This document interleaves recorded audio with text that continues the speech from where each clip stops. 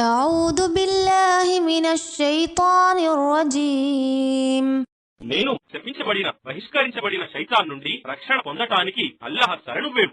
ولله غيب السماوات والأرض وما أمر الساعة إلا كلمح البصر أو هو أقرب إن الله على كل شيء قدير.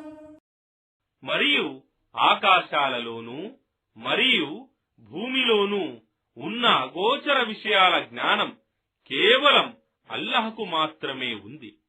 అంతిమ గడియ కేవలం రెప్పపాటు కాలంలో లేదా అంతకు ముందే సంభవించవచ్చు.